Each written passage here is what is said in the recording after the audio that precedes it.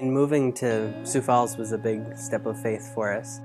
We left a pretty stable position. I was a youth pastor in another church, and decided to go to graduate school, go to seminary, and moved down here really with didn't know anybody.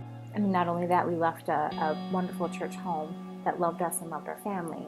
So to take that step of faith and to trust God that He would provide another home for us, and we didn't know what that would look like. Our family is everything to us. So in making this move, we didn't want our girls to suffer.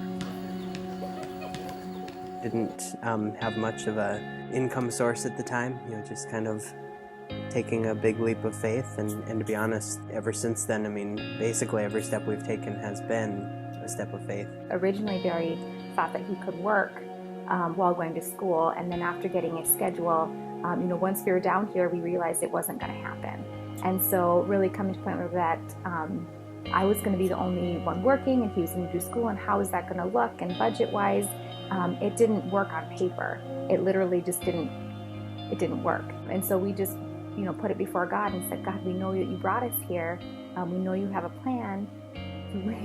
We need you to come through, basically. We really reached a point where we were just kind of overwhelmed with some of the things that were going on around us.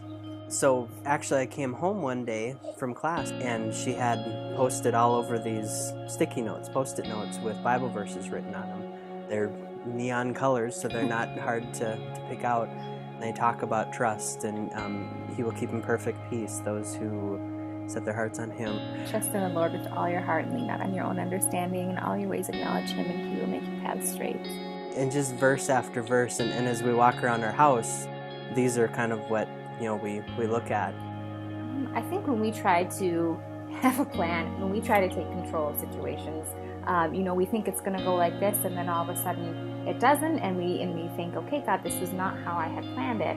I think those are the moments where I find myself taking a step back and think, okay, well, God, you have a different plan here. I need to trust in you, and I need to just take it a day at a time.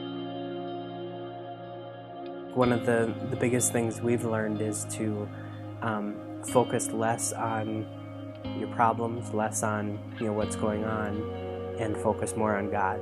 There are times where I literally have to look up to God and just start thanking Him in times that are tough. When you think that you have nothing to be thankful for, I think that's when the best time, if you can just look up to God and just say, God, I thank you for this moment, even though it's a mess, even though it's hard.